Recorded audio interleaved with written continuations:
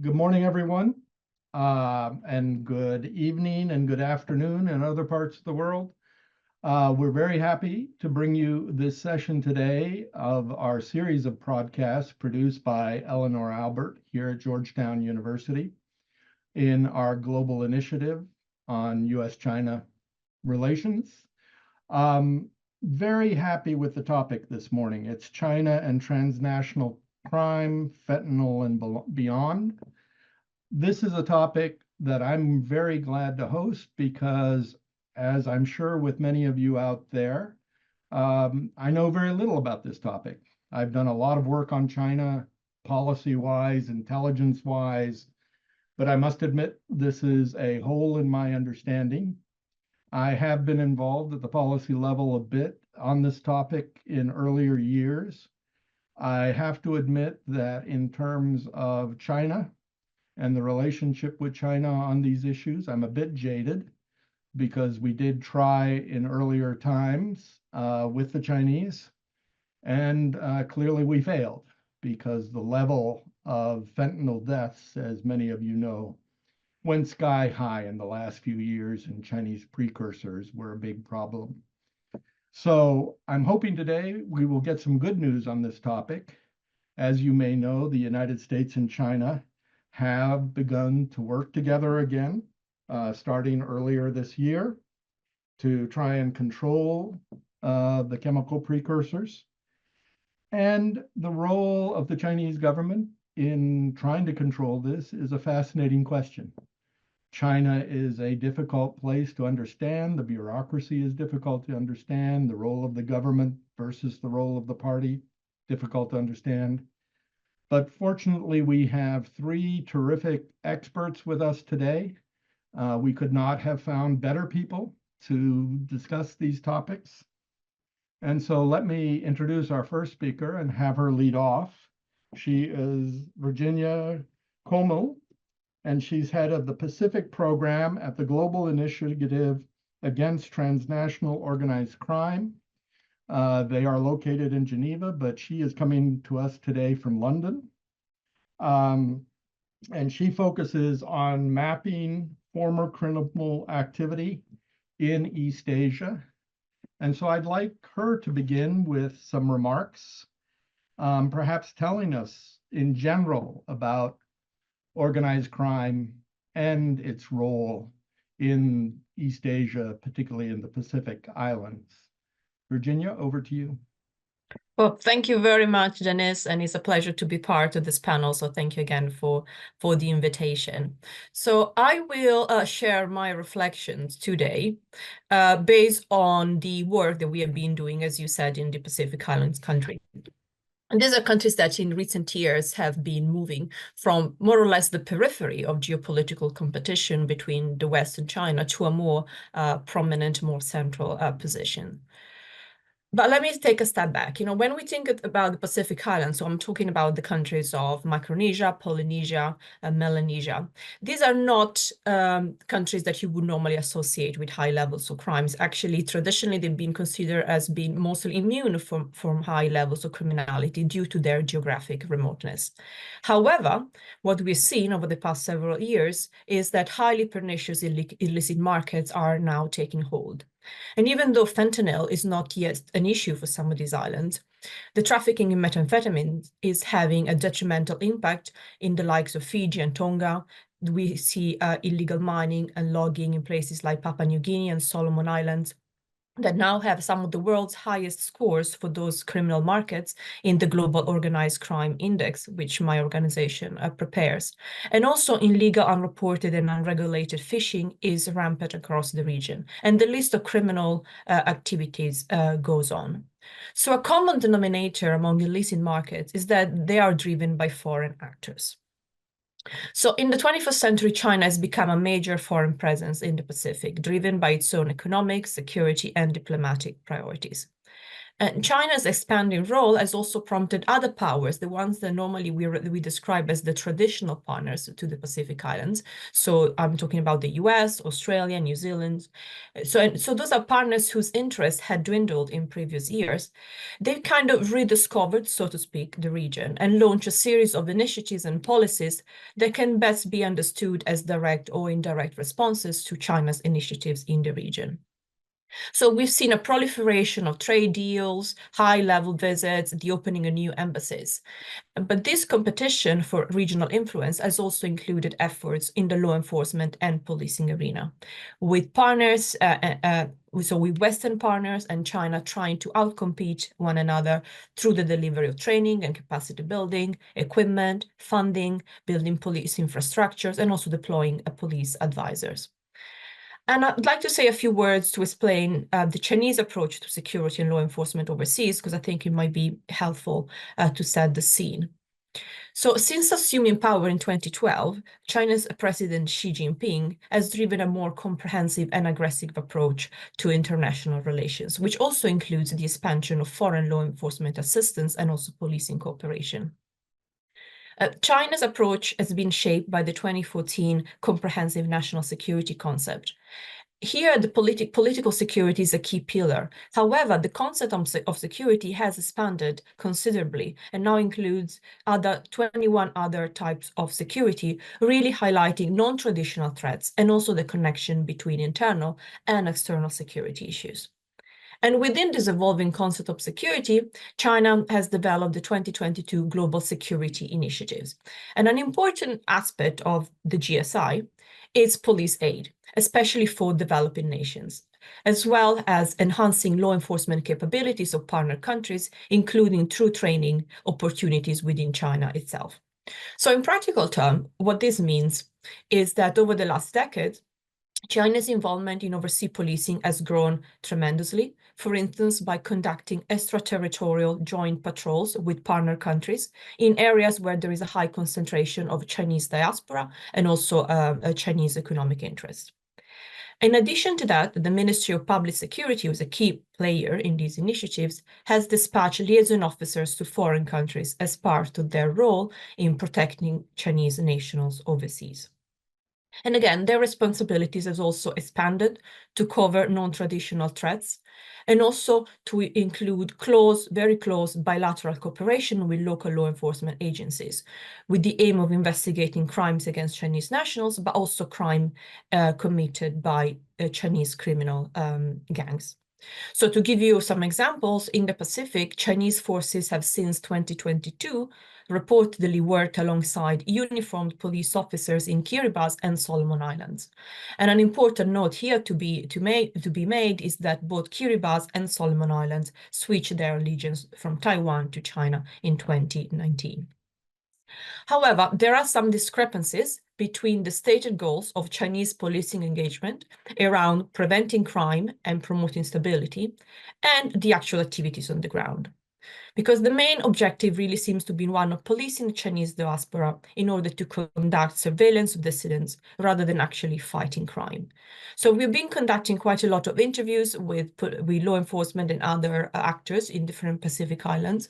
And for instance, in Solomon Islands, there were police officers that we interviewed that were saying that even in cases where it is well known that there are Chinese actors that are connected to illegal activities, for instance, in the logging sector, the Chinese police officers were not interested in pursuing any apparent wrongdoings by these Chinese nationals. And I would add to these discrepancies. I mean, there are multiple factors that drive transnational crime in the Pacific, especially the changes that we've seen over the past few years. However, I would say that China's foreign policy and its own pursuit of security and commercial interests are key factors in contributing to the growth of criminal markets. And I said there are three aspects that directly fuel illicit markets, and with those I will conclude. So the first one relates to China's desire and need to acquire resources for its domestic market.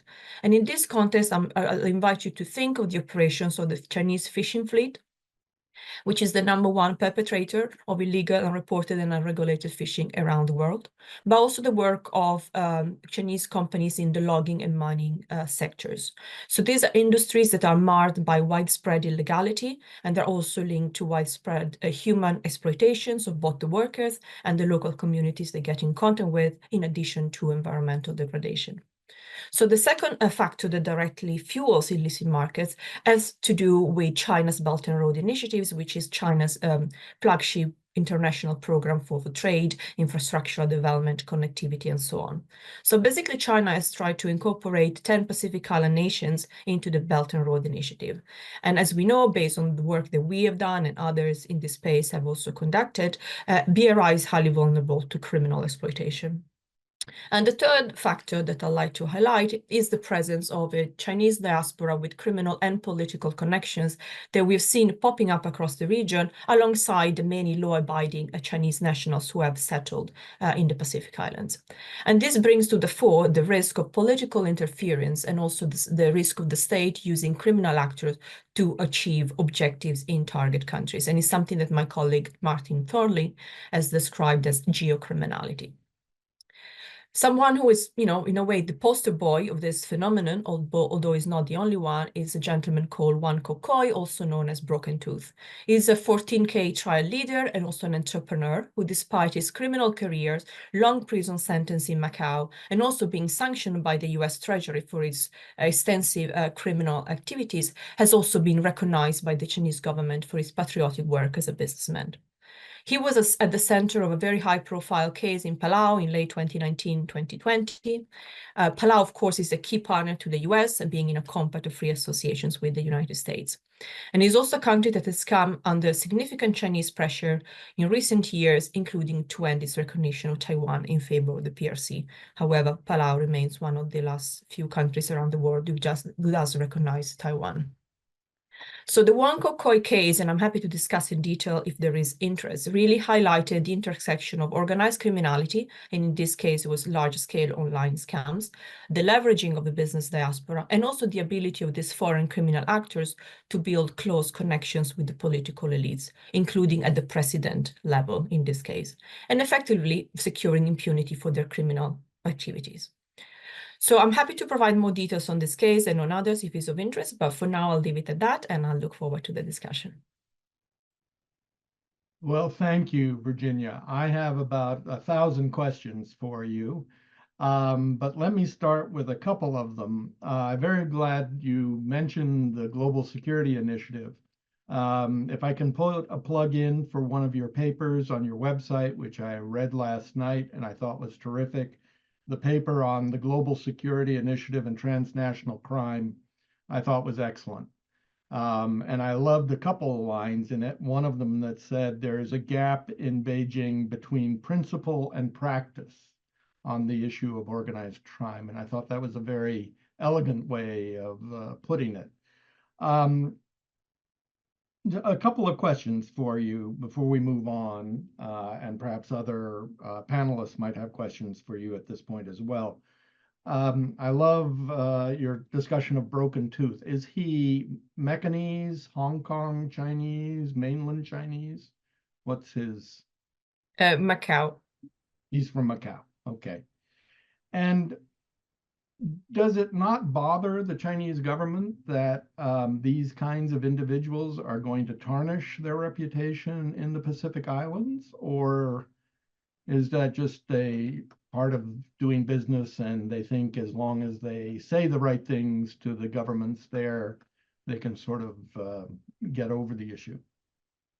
So I think the Chinese government has taken an interesting approach when it comes to these criminal activities conducted by Chinese nationals. Because Broken Tooth, I mean, of course, I was referring to the case in Palau because I'm talking about the Pacific Islands, but he has become famous / infamous also for all the work that he has been, or criminal activities in Southeast Asia and in places such as Cambodia There is the city of Sihanoukville, for instance, that has become synonymous with illegality, and there is lots of Chinese-driven criminal activities going on there. And of course, this question of tarnishing the reputation of China often comes up.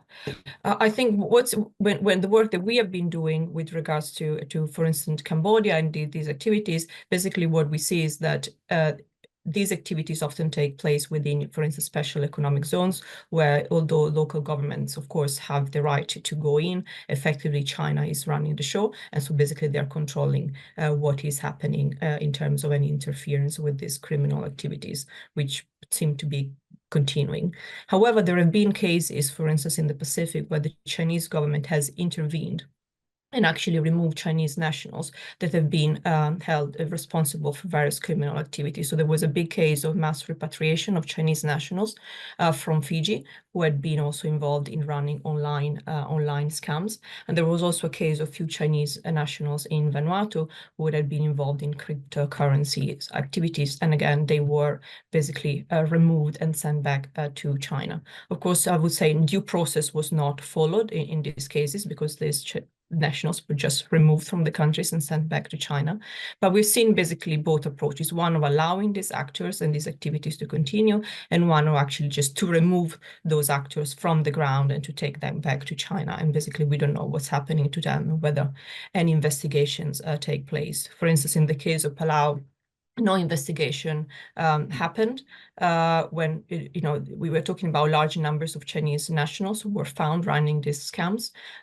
They were simply removed and sent back to China. Local authorities complained because they didn't have enough capacity to actually investigate these crimes, and the only prison that exists in Palau didn't have the capacity to hold these individuals. But there is also an issue of impunity, and because the people running these camps had very high level connections, they were able actually to go scot-free and basically made those workers disappear. And do you have any sense when these people are repatriated to China, do they suffer any penalties? Are they taken to court, or are they just released? I don't have that information, I'm afraid. Okay, that's fair. As you know, the United States has engaged much more under the Biden administration in the Pacific Islands. We've opened new embassies, at least 4 of them. One of my friends, Laura Stone, is now ambassador to the Marshall Islands. Is there any intersection between the United States, Australia, New Zealand, and the Chinese on any of these issues out there in the Pacific Islands, or is it really all bilaterals? So what do you mean by intersections, as in working together? Yeah, any attempt to work together at all? So of course, Australia, New Zealand, the US, they talk to one another, and there is a bit of a division of labor where US looks after the Micronesian countries, especially the countries in a Compact of Free Association, whereas Melanesia is more the responsibility of Australia, and and New Zealand leads on Polynesian countries. However, there is lots of overlap and also cooperation and collaboration. Whenever I talk to law enforcement representatives and also diplomats, what I hear is that there is really next to no collaboration with their Chinese counterparts. I mean, on the very, very operational level, it will also depend on people-to-people relationships. But actually, in reality, there is no actual visibility on what has been done. And when I hear about coordination meetings taking place, let's say in Fiji or Solomon Islands, bringing together representatives of different law enforcement agencies from different countries, normally the Chinese are missing and are not taking part in these exchanges and collaboration. Very interesting. That sounds like a hole in our policy where we might think about how we can approach the Chinese on these issues. Do the other panelists have any questions at this point, or shall we move on to discussion of the next theme? I think so. Let me introduce Vanda Felba-Brown, who is with the Brookings Institution and in the Strobe Talbot Center for Security Strategy and Technology in the Foreign Policy Program. We're very grateful to have Vanda with us. She is well known here in Washington for her excellent work in a lot of different areas. I'd like her to go specifically now to the fentanyl trade and China's role. Just how significant is China in the trade? How long have they been in this trade? Is there any sense that it's changing in any way? Over to you, Vanda. Thank you. Sure. Thank you, Dennis. And it's great to be having this conversation with you, Virginia and David. So China is a crucial actor in the supply of illicit synthetic opioids, such as fentanyl, to the United States and to other parts of the world. Now, when we say China, what we really mean, of course, is Chinese networks, some of which are criminal, some of which are joint criminal and illegal, that are the sources of either finished fentanyl or precursor chemicals for fentanyl. But China, of course, plays a role in setting policies in how to respond to this challenge and in cooperating or not with the United States and other countries of the world that are affected by synthetic opioids. Synthetic opioids, such as fentanyl, started coming to the US in 2012. And at that time, they were shipped from China by Chinese brokers, many of which were legal actors, directly to US distributors, so the retail level distributors of illicit drugs. Fentanyl was a legal drug. It is still a legal drug, one of enormous significance in the medical industry. But in the illicit market, its recreational use is enormously risky. Synthetic opioids, like many synthetic drugs, but particularly synthetic opioids, are enormously potent per weight. So that means that even very small amounts can kill. Hence, the situations where in the United States for over a decade, we have seen dramatic escalations of drug overdose death. So back in, say, early 2000, we would have 3,000 deaths from overdose, 5,000. This was in the era when US drug market was dominated by cocaine, heroin, and methamphetamine that was much weaker than the meth that we are receiving today. Once synthetic opioids started entering US market from China, directly from Chinese brokers, the lethality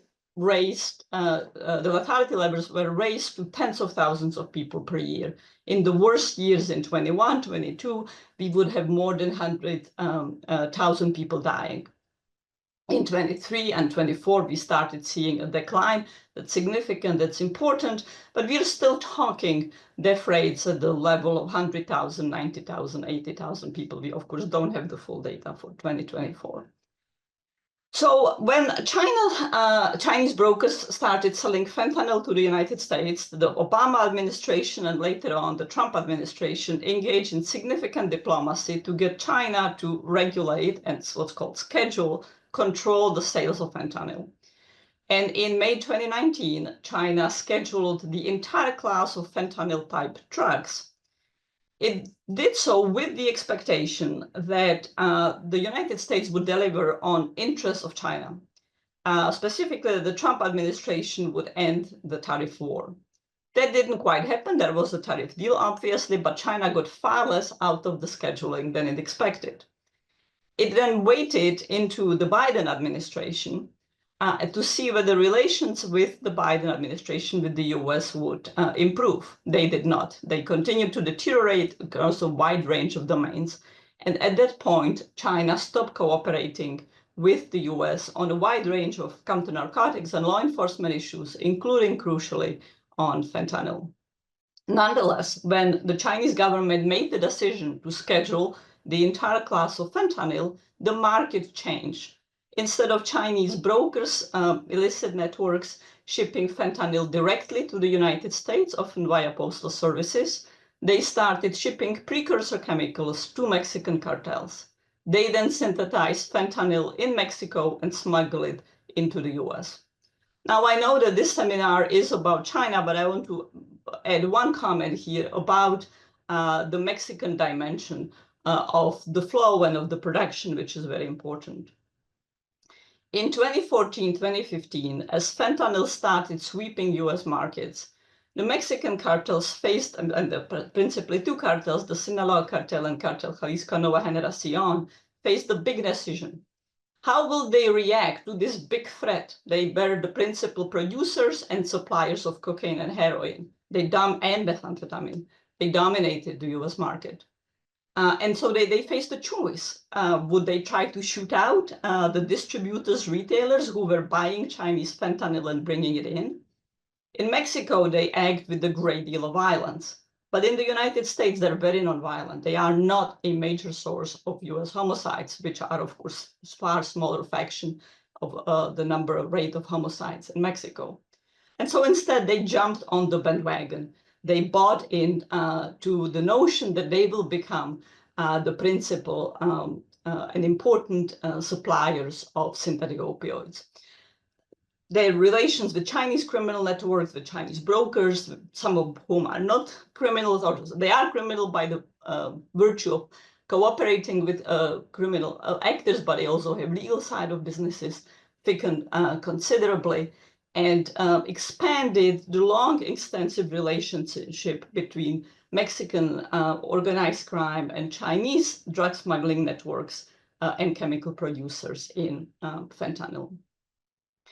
So I mentioned that today we are in a situation where we have seen deaths dying down. We can talk going down. We can talk in the Q&A why that is happening. We don't know a lot about it, but I just want to say where we are in the US-China relationship, something that David will come in on as well.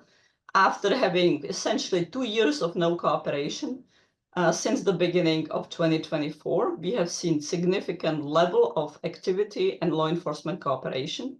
China has taken many steps desired by the United States, but we are still nonetheless far from where we would like the cooperation to be. And also there is a big question as to what China expects out of that cooperation. And although China officially doesn't link counter-narcotics issues and law enforcement cooperation to its other objectives, in practice it does so very much. And it has both concrete expectations of the Biden administration, such as coming off the majors list it hasn't received, but it also has larger geostrategic expectations that might be very much challenged by the Trump administration, particularly if we see intense tariffs being imposed on China. That could be the end of the cooperation we have had this year. More broadly, China uses law enforcement cooperation as an extension of its geostrategic objectives, but it also subordinates it to its geostrategic objectives. So with countries with whom it has good relations, whom it wants to court, it extends law enforcement cooperation and uses it to achieve political and diplomatic objectives. With countries with whom it has tense or bad relations, it tends to turn off or reduce that cooperation. And it has that same managed relationship or that same principle of engagement with criminal groups. Chinese criminal groups often serve a variety of interests of the Chinese government. And as long as they deliver on those interests and don't cross certain lines within China, such as visibly with violence targeting Chinese citizens, the level of law enforcement applied to them can be quite limited. My final comment before handing it over to you is that the issues with the United States and more broadly North America, including Canada, have increasingly spread abroad. China, along with India, is a significant supplier of nitazines, another form of synthetic opioids, to Europe. We're seeing big expansion of the countries in Europe that are having either fentanyl or nitazine seizures and detections. And essentially, we are seeing the same modality there that we were in the United States in 2012, 2013. It is smaller producers, smaller networks and brokers that are selling directly from China and from India to retail networks in the UK, in the Netherlands, other parts of the world. The big question is, are we going to see big, powerful organized crime groups, Mexican, Italians, Turkish, Albanians, also moving into that space? And then are we going to see the replication of the dynamics in the US market? We can talk in the Q&A about whether that's likely to happen or not. I should also alert our listeners that on December 4th, we are launching the results of a large project of several years that I led on the fentanyl epidemic in North America and the global reach of synthetic opioids that will have many more details and answers on these dimensions. Well, that was a terrific overview. Thank you. Again, I have a number of questions. You mentioned that the Chinese government interests in relation to the organized crime tends to limit what they'll do. Can you give us any examples of what those interests in the organized crime groups are? What is it the Chinese government seeks out of these groups? So first of all, let me start by the fact that China, of course, prides itself, as you know, Dennis, very well, on being the world's toughest drug hub, both because of its history and also tends to apply very strong law enforcement internally. So within China, the rules of the game are pretty significant and pretty clear. You don't target Chinese citizens with violence. You certainly don't commit homicides.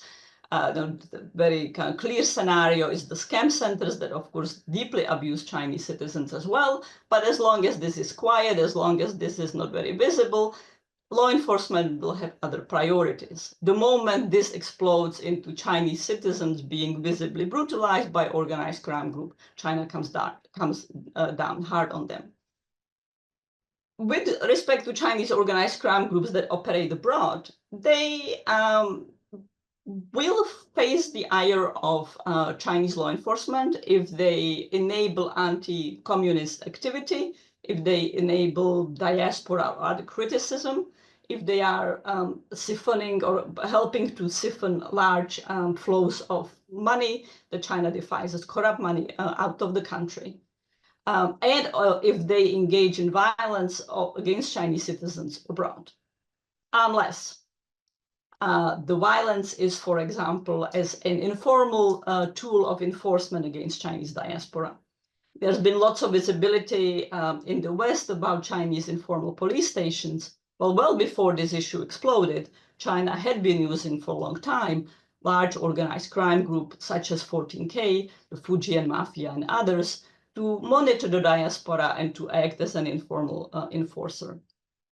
These groups, partially because of their extensive involvement in legal trade as well, are part of building up networks of corruptions, networks of influence, supplementing essentially diplomatic efforts to build up support. And China tends to be light on acting against them unless they become very visibly embarrassing, at which point it will try not to back them up. It will often try to move Chinese citizens to China, but if they are very visibly embarrassing, it might let them be prosecuted, such as for wildlife trafficking. And this actually allowed me one other comment. I think the really significant part of the story that we haven't touched on is, of course, the rise of Chinese money laundering networks that have dominated money laundering in the Asia-Pacific region for 2 decades, but in the past 5 years exploded on the international global scale, really have been catapulted to be the top money launderers for Mexican cartels, for very large European organized crime groups, catching law enforcement by surprise. And this is a very complex issue for China because China does not like a lot of the flight of money and capital from China, wants to crack down on it. But at the same time, the money laundering networks are embedded and intersecting with other criminal groups that China has an instrumentalized, managed relationship with. Yeah, thank you, Vanda. Actually, on this issue, I've had an interesting involvement with NBC News and 2 reporters there who have investigated the buying up of marijuana farms in the United States by the the gangs, and I gather it has become a rather large problem. I have friends in West Virginia who are out in rural areas who say Chinese are showing up in places that Chinese have never shown up before. And there's clearly this new aspect, and it's part of money laundering. It's part of the whole system. Do you want to comment on that at all? Sure, well, Dennis, you and I were part of the team that spoke, or of the experts that spoke to the NBC team. Absolutely fascinating story, right? So Chinese money laundering networks use a wide variety of money laundering tools.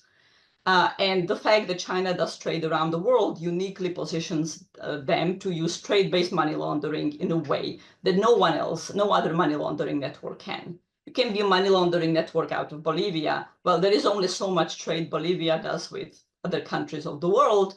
China trades with everyone, so you can use trade-based money laundering, one of the most efficient ways of money laundering to that. So the illegal marijuana story is fascinating because it's also fascinating because of the fact that not only are these illegal groves linked to Chinese migrants being smuggled into the United States and often enslaved in a similar way, they are in scam centers in the Philippines, in Thailand, in Myanmar, spreading from California across the US all the way to Maine.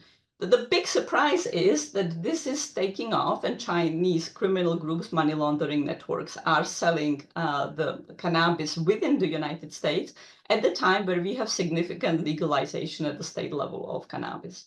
So a lot of the arguments for legalization of illegal economies, particularly drugs, is if you legalize, then the crime aspect goes away. And we saw the Mexican cartels heading out of cannabis. But surprisingly, at the time when cannabis is very cheap, it's getting very cheap in the legal market, you have the entry of Chinese organized crime, money laundering network into an illegal economy many would have expected to vanish. And that's not particularly profitable.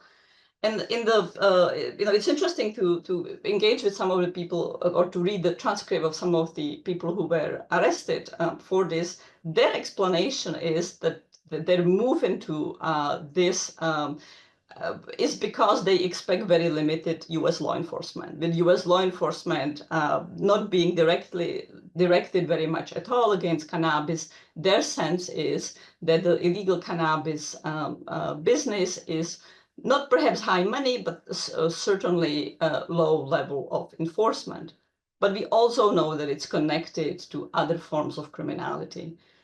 So we really need to pay attention in the US, in Europe, and of course in Asia Pacific to Chinese money laundering operations and the significant platforms and opportunities they provide for both other Chinese illegal activities, as well as, frankly, espionage and other clandestine activities. Yes, I think that we'll find in the new year that the Congressional Committee on the Communist Party is likely to take up this issue, because I think there's a sense that the FBI and others in law enforcement are a bit asleep at the switch on this issue. And I think there will be some pressure on law enforcement to get a handle on this a little bit. One other quick question before we move on to David. I have a personal sort of experience with the fentanyl, in that one of my closest friends last year wrote me that his daughter had died of fentanyl overdose. So Americans all over the United States have personal experience. This is throughout communities. I have a summer home in upstate Western New York. Jamestown, New York, which is a city close to mine, is known as a fentanyl city. And I've talked to EMTs about this problem. But you said something that I would like to dig a little deeper on. Can you speculate on why there is a small decrease, it's not a great decrease, in overdose deaths? Has it got anything to do with the Chinese, or is it more about what we're doing in terms of education in the United States or whatever? So in 2023, we saw deaths going down by 2%, 2 or 3 percentage points. The declines in 2024 are much larger. And in some localities, including the worst hit localities like Ohio, they can be on the order of 10 or 15%. Those are significant numbers. Those are a lot of people saved. There is a confluence of many policies that contribute to it. No one has a definite answer. My view is that the predominant explanation has to do with the great increase in the availability of naloxone, the overdose medication, in US communities. It's still very unequal. Rural areas have much less access to naloxone. It's still racially and ethnically inequitable. For example, Native American communities are the worst hit by fentanyl deaths, and fentanyl yet have the least access to medications such as naloxone, as well as other treatment. The US dropping the decades-long opposition to harm reduction policies such as naloxone availability and to moving toward medication, evidence-based medication-based treatment is a crucial factor. But one would have expected this is going to be the bulk of the story. And yet what we are also seeing, at least out of testing that's being done by universities and NGOs, the fentanyl that's coming into various US communities, including primary communities and other hit markets like Ohio, but also California, is much more adulterated. It's much less potent. And in some areas, people are even talking about shortages in fentanyl supply. This will not be caused by your treatment response. This will not be caused by your harm reduction response. This is suggesting that something is happening on supply. Now, the Biden administration will point to the fact that its seizures at the US-Mexico borders have doubled this year. That is significant, but what does this mean? You know, oftentimes when seizure doubles, it actually means that you have twice the volume or multiple times the volume of drugs coming in. So how to interpret seizures is a very difficult question. Certainly, the government of China will highlight the cooperation it has delivered over the past year, shutting down hundreds of thousands of advertisements, shutting down thousands of websites. It has moved toward a limited number of prosecutions with the United States. It has issued notices to Chinese chemical producers that fentanyl is of a high concern. Now, the flip side of that is the notices often suggest, well, look, the Americans will go after you if you smuggle fentanyl precursors. Some of the websites go up. Certainly, the progress is partial. Nonetheless, from having 2 years of no action, 3 years of no action, China has taken significant steps over the past year that need to be recognized. That said, I am skeptical that we are seeing a shortage of supply of precursors from China, or for that matter, that we are seeing a shortage of production in Mexico. But we don't know. There is one intriguing possibility, and that is that US law enforcement actions against the Chapitos, the leaders of the Sinaloa cartel, have changed the choices of the cartels in what fentanyl they bring.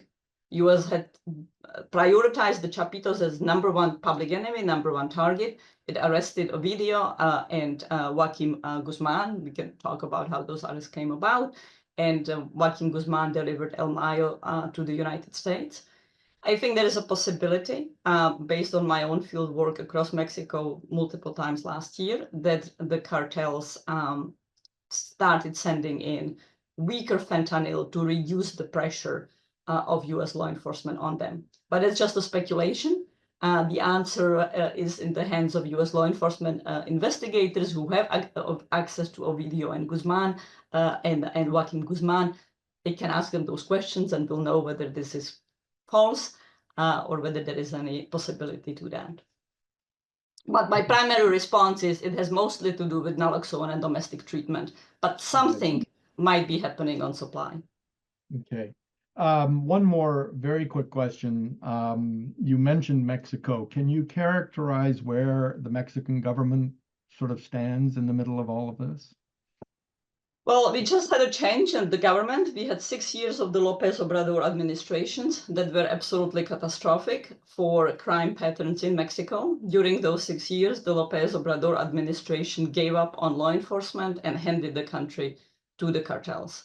Mexico stands on the verge of becoming a narco state if it isn't there already, and the criminal group significantly expanded its territorial functional control over people, populations, territory, and its penetration of legal economies. The United States had a very weak hand, or chose to have a very weak hand with Mexico because of migration, with both the Trump administration and the Biden administration subordinating various aspects of the relationship to Mexico, keeping migrants penned in Mexico, accepting migrants, waiting for asylum cases, and of course, dedicating law enforcement resources to disrupting the flows. We also had a Mexican president that was deeply in denial of both fentanyl trafficking problems, the role of Mexican groups in it, and just gave the cartels a carte blanche, hoping that as long as that is limited to no law enforcement pressure on them, they will resolve their turf battles, violence will go down. We have a new administration of Claudia Sheinbaum. She is a protege, mentee, an acolyte of López Obrador. Nonetheless, in October, she put out a far more comprehensive proposal than her predecessor that also recommitted itself to fighting fentanyl trafficking, and that highlights some aspects of going after criminal groups. So I think there is a possibility that we could have a far more productive relationship. We could have a far more collaborative relationship that does start taking on the Mexican criminal groups. But of course, if the Trump administration proceeds with its plans to engage in bombing of Mexico's drug labs, for example, the relationship will be completely blown up. Well, thank you. That is a very good segue into our third expert. David Luckey is a senior international and defense researcher with the RAND Corporation. He's also a professor of policy analysis at the Pardee RAND Graduate School. It's great to have you with us, David, and really you're going to take us home on this issue. So the whole point of your presentation hopefully is to explain how are we moving forward, what can the US government do, are we making progress, and how do you evaluate China's commitment? Well, thank you so much, Dennis, for having me. Thank you for Georgetown University for hosting this important topic, and thanks so much to my colleagues who presented before me.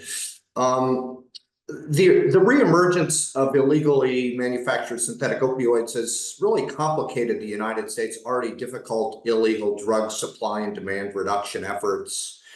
Even as demand persists for heroin and diverted prescription opioids, fentanyl and other synthetic opioids have made their way into the illegal drug supply, confounding traditional efforts to raise prices by reducing the quantity of drugs available to users. Of course, it's also necessary to make equal, perhaps even greater demand and harm reduction efforts, but I'll only focus on China's role on the supply side of the equation today. The production, distribution, and use of illegally manufactured fentanyl should be thought of as an ecosystem, and the People's Republic of China is at the beginning of the global fentanyl supply chain. RAND found in its research supporting the Commission on Combating Synthetic Opioid Trafficking that the PRC produces and distributes the vast majority of the precursor chemicals used in illegal fentanyl production.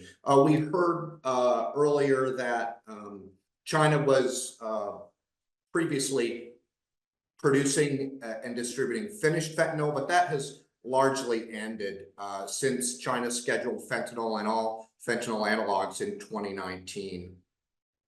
There are several aspects of this ecosystem, though, through which the United States can influence and disrupt China's role in this supply chain, from legislative and executive action on things like money laundering and cryptocurrency to the internet and social media, as well as the more commonly understood issues of border security and non-border security law enforcement actions. let me just say regarding the supply chain, there's almost certainly a greater payoff in the reduction of individual doses of fentanyl sold at the retail level in the United States by disrupting the flow of precursors earlier in the supply chain. And to make this point, a single 55-gallon drum of synthetic opioid precursor chemicals equals potentially millions of doses of fentanyl on the street. And thus interfering with and preventing precursor production and trafficking is likely one of the most effective means of reducing the amount of fentanyl available to users. The United States must not only continue to collaborate bilaterally with China in areas related to the production and distribution of synthetic opioids and precursors to affect the flow indirectly, but I also want to stress that the United States must act unilaterally to do everything it can to directly stem the flow. And as I mentioned, while China scheduled fentanyl in 2019, it appears that China is not doing all that it can to stem production and distribution of precursor chemicals going to Mexico to produce fentanyl today. An overarching example of this effort would be reviewing, assessing, and working with across the U.S. government, both from a legislative perspective and an executive action perspective, related to drug control frameworks that can influence drug supply in areas such as enhancing intelligence and surveillance and improving data gathering and analysis.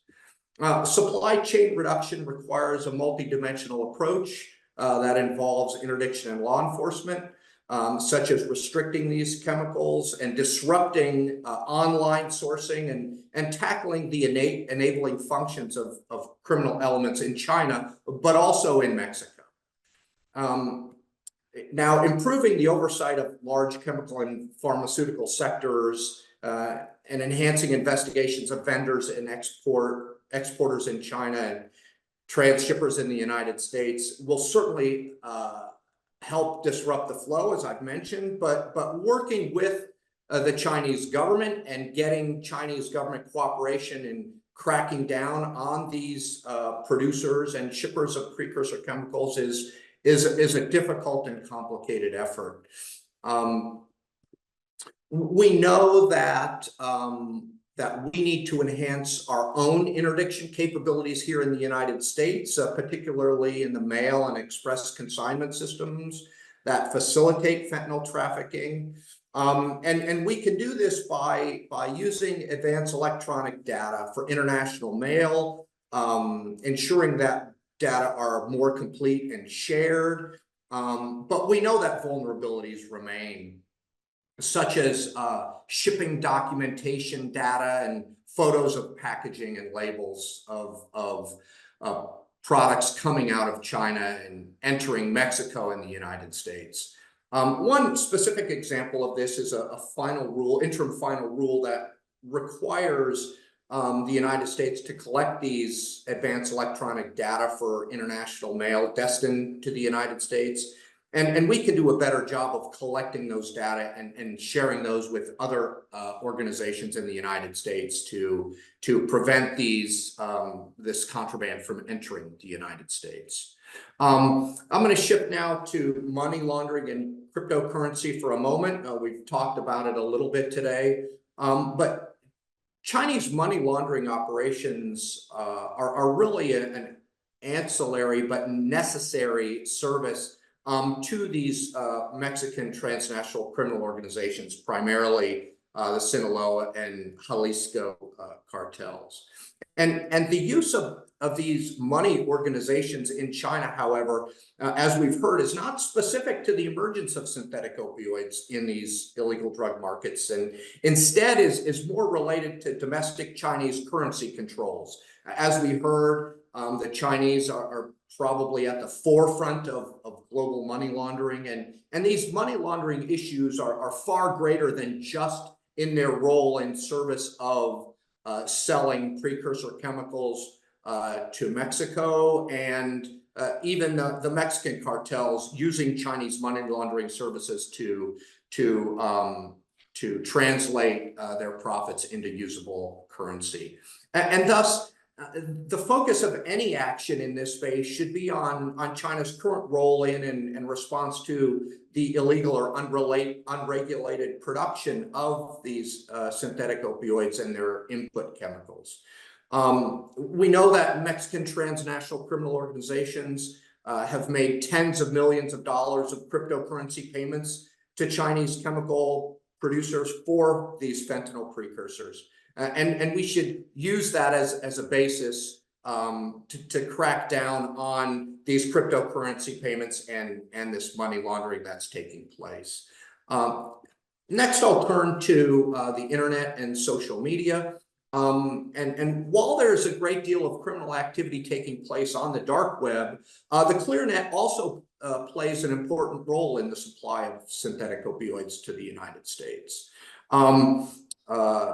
There's an online presence of illegal fentanyl vending on the open web that was almost entirely based in China. And these data that we collected on behalf of the commission, it's a couple of years old, but I think it's still fairly relevant. We uncovered and reviewed contact information on, just as an example, 166 unique illegal sellers, 58 of which directly included affiliations indicative of a corporate entity, as identified by their email domain name in China. We did a deep dive on 11 randomly selected websites, or 9% of the 115 unique sites we found. And the country of registrar for all 11 of these domains was in China. Additionally, all the sites except one were Chinese hosted and managed. Suppliers based in China are likely routing these listings through business to business and e-commerce websites, as well as online classified ads.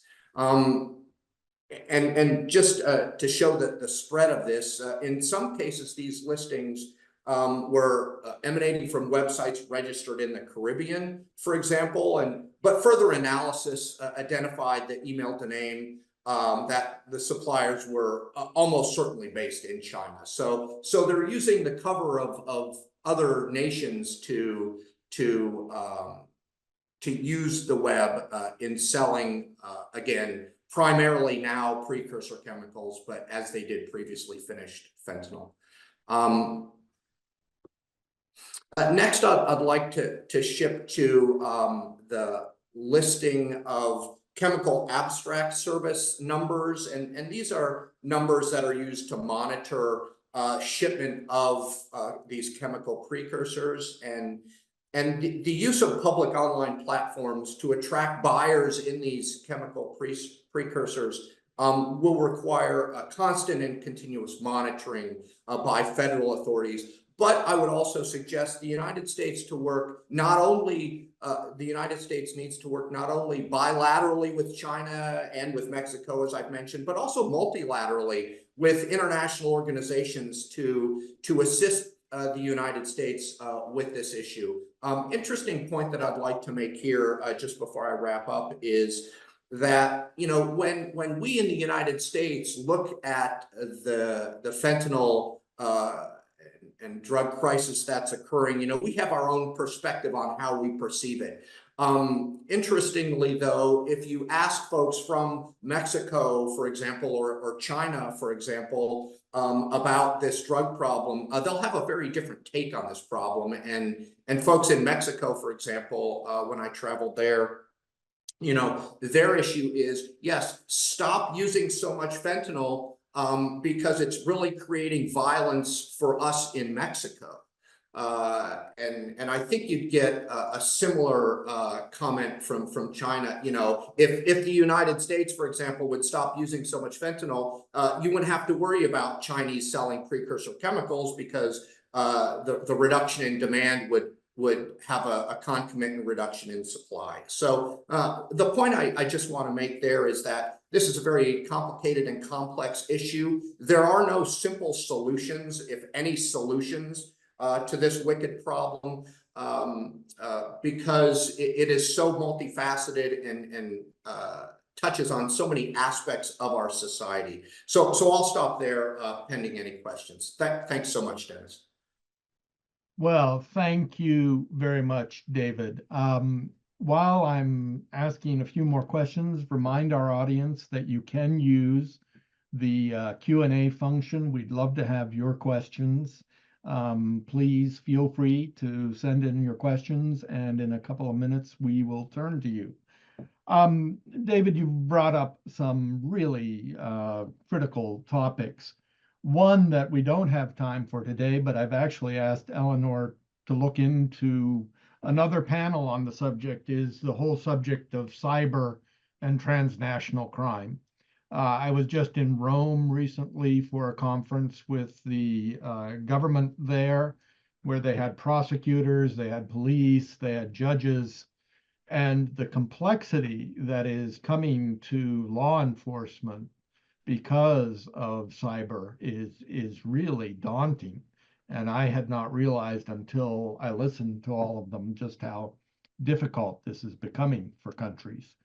And you might want to say a word about that, but I have a couple questions for you. One is, I keep hearing this argument that, well, if we stop China, it'll just move to India.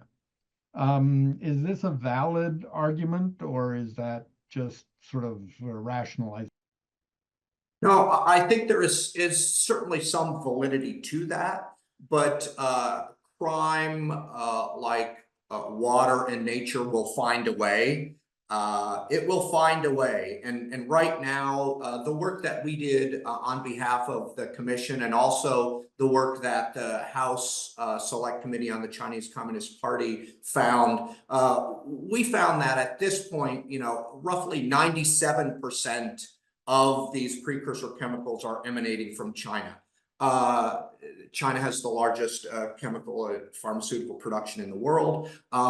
Does that mean if China were to crack down and reduce its supply of these precursor chemicals, the precursor chemicals would likely be sold elsewhere? I think that's the case. But at this point in time, there's no need to do that because China has not cracked down. And so these precursor chemicals are still emanating from China. So it's a very interesting academic argument and discussion that we could hold. But right now, there's no need to even consider it because China has not cracked down on its production and distribution of these precursor chemicals. And let me just say, these precursor chemicals, by and large, are mostly legal chemicals. They are regulated chemicals, but they're legal chemicals. They're just legal chemicals that are being used for illegal purposes. And we know who the buyers of these chemicals are. These are the Sinaloa and Jalisco cartels. And so just a very simple inclusion of know your customer rules might serve as a very good start to reducing the distribution of these chemicals to those cartels synthesizing fentanyl. Great, David. One more question for you, and then I'm going to ask a general question to all three of our panelists. My understanding is, even though the Chinese are talking about cooperating more with us, that we have seen either no or very few prosecutions in Chinese courts. Is that correct?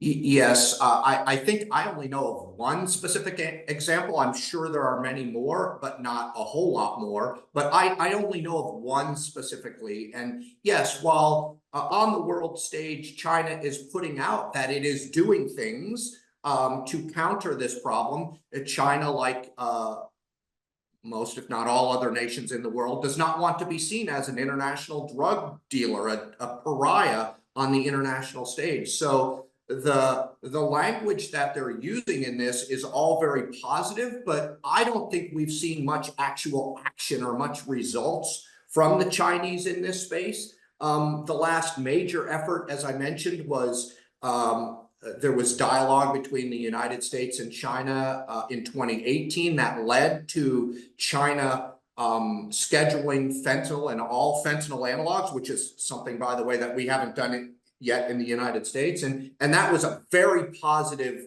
action, because before 2019, as we heard briefly, China was producing and distributing finished fentanyl and selling that directly to wholesale and retail users in the United States. In 2019, when China scheduled fentanyl, that direct sales of finished product from China to the United States largely dried up. And so that was a very positive example of something that could be done and was done and showed very good results. But that was 5 years ago now. And I would say we need much greater efforts by the United States to gain cooperation from the Chinese. Great, thank you. Let me turn back to Virginia. You've heard a lot about the U.S. experience on all of this. How does it match with what you're seeing in East Asia? What's similar, what's different, do you think, in this context? Well, my focus is really more on Oceania, so in the Pacific, so Sure. more like South Yeah, Pacific. that's fine. Yeah. Yes. So in terms of what the US is doing there. Well, or are you seeing similarities between our experience and what is occurring in the Pacific Islands now? Yeah, so with regards to drugs particularly, so fentanyl has not really reached the Pacific Islands yet. So there was a case a couple of years ago of two Chinese nationals who were in Fiji, and then they flew to Hawaii, where they were stopped and were found with some precursors, but that kind of is the extent of it for now. But the Pacific Islands, especially places like Fiji and Tonga, they have developed a very serious methamphetamine problem in recent years, to the point that now Fiji as the fastest rate of HIV infection in the whole of the Asia Pacific. And this is directly linked to the methamphetamine problem that they're having with people exchanging syringes and actually exchanging blood. That is leading to this. So this is a big issue. It is a big priority. And actually, when you talk about transnational crime in the region, that meth is the #1 issue and something that talking with U.S. State Department colleagues from the Global Initiative Against Synthetics, it is indeed a big issue and a priority, and one that the likes of Australia and New Zealand are very much focused on. And I think it's important to say that it's only fairly recently the Pacific Islands have developed their own domestic markets for drugs, because traditionally they've been transient points for drugs originating in the Americas and Southeast Asia, destined for Australia and New Zealand. They have very lucrative markets. So that's Australia and New Zealand is where drugs are the most expensive in the world. So no surprise, traffickers want to get their produce shipped to Australia and New Zealand. And it is because of we see an interesting convergence of criminal actors. For instance, we see Mexicans working with Chinese criminal actors to traffic drugs across the region, with some involvement of local traffickers. And sometimes payments to local criminals is done in kind, and that's how some few kilos of meth here and there ended up in the Pacific Islands and then gave rise to a local domestic market and even local production. I have to say, the number of labs have been discovered over the past decade, especially in Fiji. So this is absolutely a significant problem, and multiple actors have been criminal actors have been attracted to the opportunity represented to the drugs trade, because of course we mentioned Mexican actors, I mentioned Asian actors, but there is also the whole issue of criminal deportees from the United States, Australia, and New Zealand. So it is individuals who end up back in their islands where they originally came from, after having spent time in prison in the US, Australia, New Zealand, having developed criminal networks and know-how. And when they move back, oftentimes they reoffend, and oftentimes reoffending means getting involved in transnational drug trade. So this is definitely a big issue. And as I said in my opening, perhaps we don't think about the small Pacific countries as hotspots for criminalities, but things have changed already rapidly, and this is happening against a backdrop of very limited capacity on the part of law enforcement and also legislative capacity. Some of these countries don't even have drugs such as methamphetamine in their legislation because they never had it before. It's a new thing. So lots of gaps, and so rising criminal challenges and very limited capacity, and it's a very bad mix. Great. why don't I start with Virginia on this question, but I'd like each of you to answer it. Obviously, the American bilateral effort with China will continue, I would imagine, in the Trump administration. I think it has to, given the domestic consequences. But I keep wondering, how can we improve coordination, interaction in the international sphere? From your experiences, where would we go? Would it be a G7? Would it be through the UN? Would it be working more with the EU? Where is there a center of gravity if we try to think constructively about much more international cooperation on these issues? Virginia, do you have thoughts?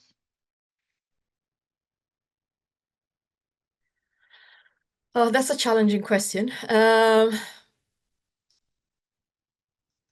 Okay, it's an international question, but I'll focus on the region because it's already a very wide region that I cover. And I will first of all start by saying that the security architecture of the Pacific is already a very multi-layered one with multiple regional level organizations dealing with law enforcement issues. So there are, I would say, multiple avenues through which that coordination and collaboration can happen.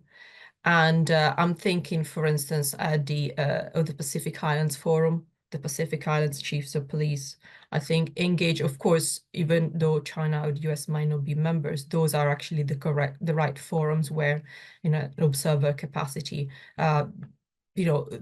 fruitful conversation can happen and can really be targeted to the situation within the region and the specificities of it. Yeah. I'll leave it at that. Thanks. Vanda, you want to?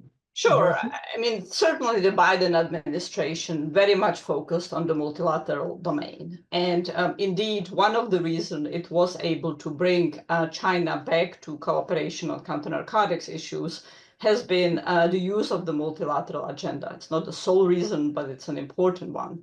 In July of last year, with US stewardship, there was the Global Coalition Against the Threat of Synthetic Drugs launched. Currently, it has 150 countries. China has chosen not to join last summer. It chose not to join this year because it's been dissatisfied with the fact that despite the resurrection of cooperation this year, it remained on the so-called list of major drug trafficking and transshipment countries. But that coalition is a very important mechanism. I have advocated for a while that we should specifically focus on creating sub-coalitions, such as in the Asia-Pacific region, where meth, as was said by Virginia, is much more of an issue. But China pays a lot of attention to sentiments of countries in Southeast Asia, including, of course, because Chinese large organized crime groups like 14K are some of the principal suppliers of meth, or at least have been until there is now competition of meth supply from the Mexicans. The US has engaged a variety of other partners. Certainly, the issue of synthetic opioids has been very much part of the G7 agendas. Five Eyes are another critical actor. I would say that India is important. India is important now, not just in the future. It is a country that is, brokers, producers, illicit networks in China, in India are massive suppliers of synthetic drugs of various kinds around the world.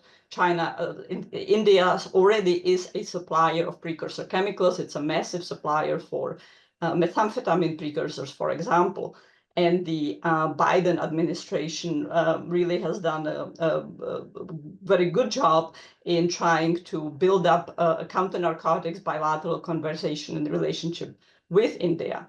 It's a country where law enforcement in counter-narcotics is very weak. The Indian pharmaceutical industry is very powerful, very dirty, very poorly regulated, enormously politically powerful.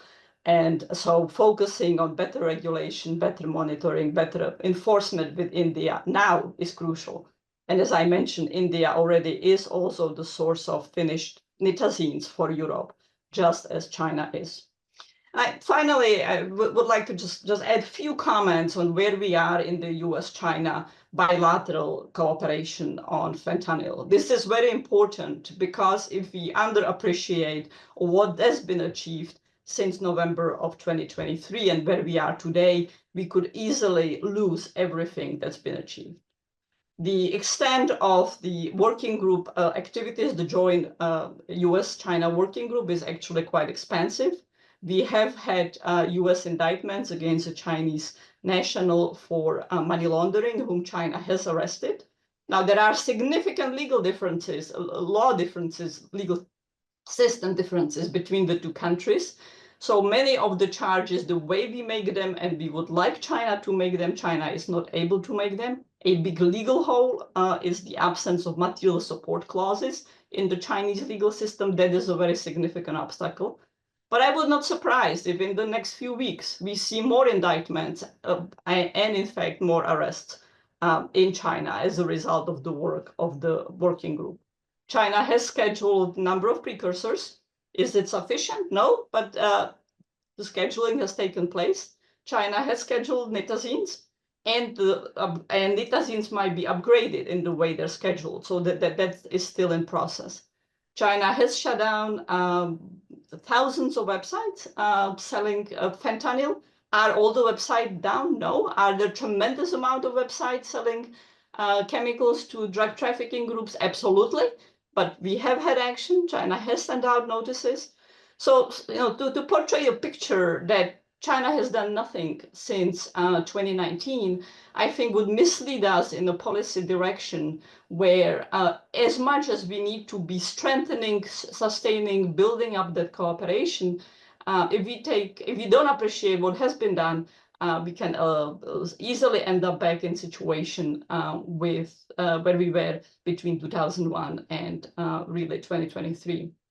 And of course, there is the larger issue in the bilateral relationships, larger issues like tariffs, like geostrategic competition that might simply wipe out the counter-narcotics cooperation. Thank you, Vanda. That was really helpful. And it is important to say that something is happening in the bilateral relationship. And of course, you do wonder how that momentum will continue. David, did you want to hit the international issue? Sure. So first of all, I think all the international coordination that we can do, both bilaterally and multilaterally, is likely to pay dividends. Every diplomatic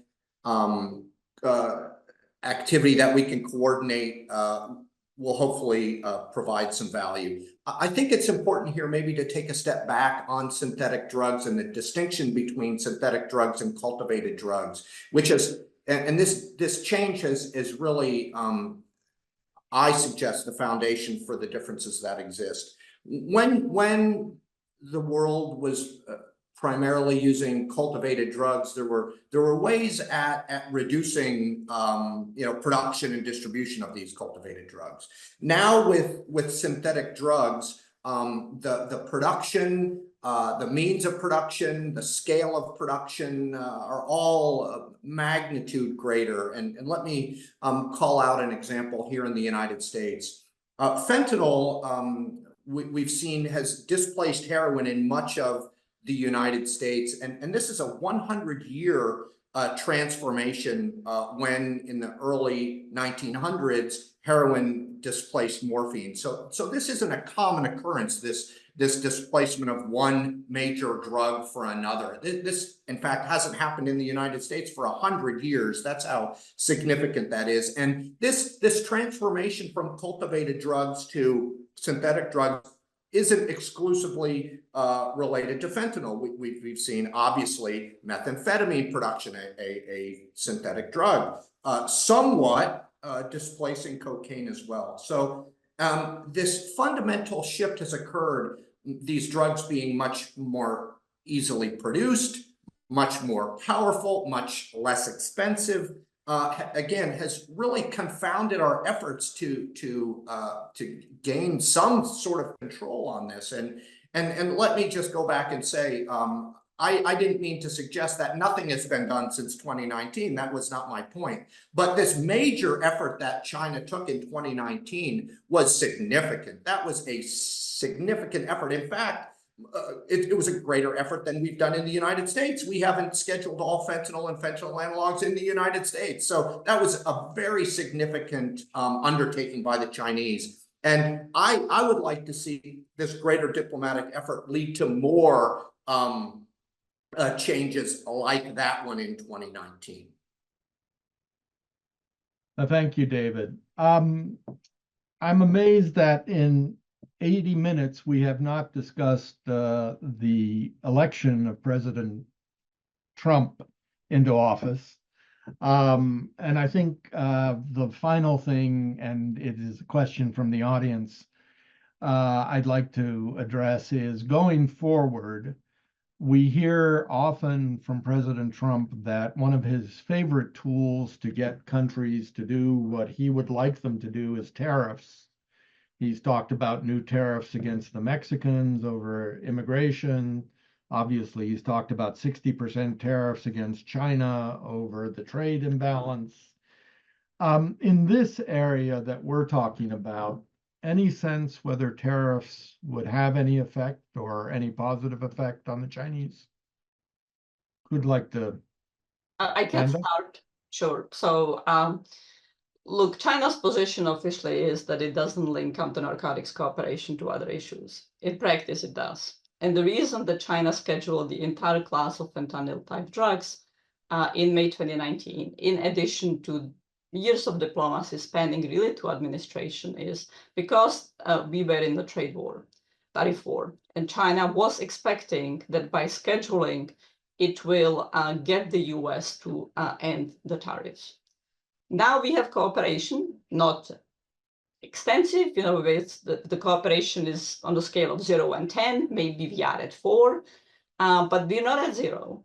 But it is also clear that if the Trump administration goes ahead with imposing something like 60% tariffs, which would be crippling for the Chinese economy, we will see the evaporation of cooperation or at least conversations in a wide range of domain. And we're going to go back down to 0 until there is some sort of renegotiation of the trade relationship where we might be seeing cooperation again starting up. But we should expect a significant disruption if such tariffs are imposed on the bilateral counter-crime, counter-narcotics relationship.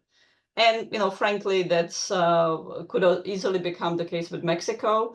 Tariffs might be one trigger, but the more important trigger in Mexico, where we could go down to 0 cooperation, would be if the Trump administration delivers on its campaign threats to bomb labs in Mexico and to unilaterally use military force against Mexican targets, which Mexico would inevitably define as an invasion of the country.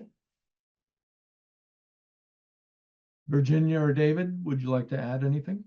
Sure, I'll jump in. I would suggest that tariffs are largely unsuccessful long-term and generally counterproductive and leading to those things that Vonda just mentioned, a reduction in cooperation.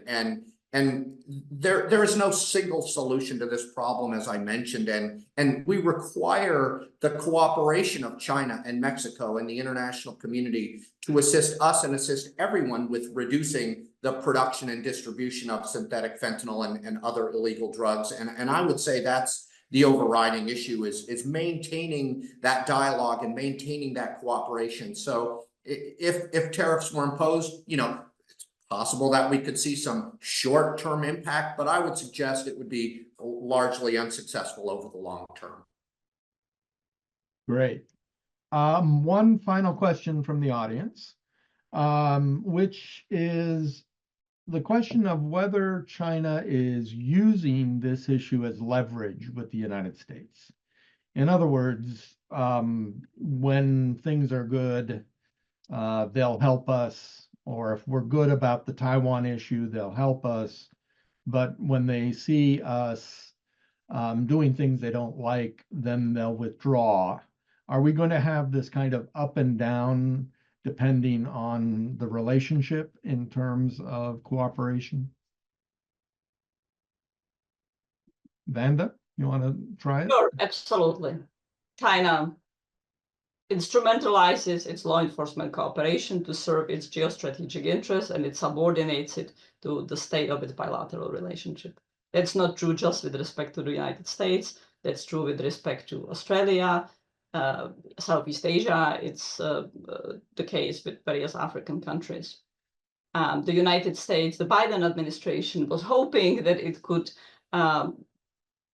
intensify the geostrategic competition with China and somehow insulate issues on which it wanted to cooperate. Its early definitions were, well, we'll compete, we'll be rivals, but we will pick a set of issues in which we want to cooperate, drugs and climate.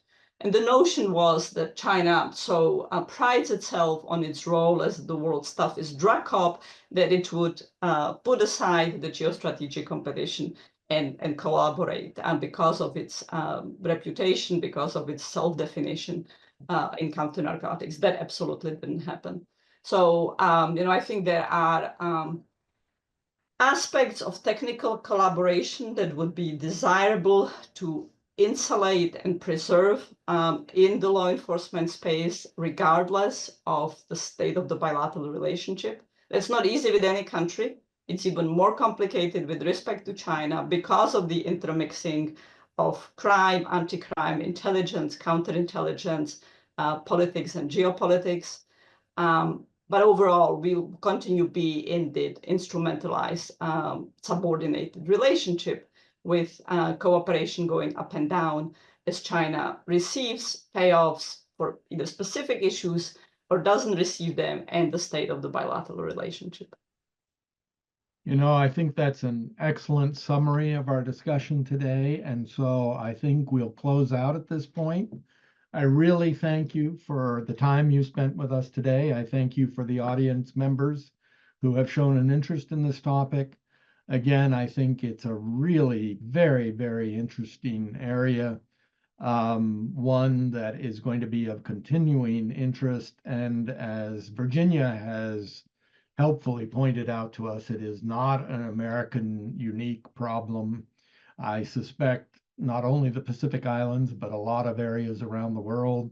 I don't know of any studies on Africa yet or Latin America in relation to this, but I'm sure there are many areas of the world where Chinese organized crime is becoming an increasing issue. So may I thank Virginia, Vanda, and David for their expertise, their time with us this morning. Thank you all, and have a good day. Thank you.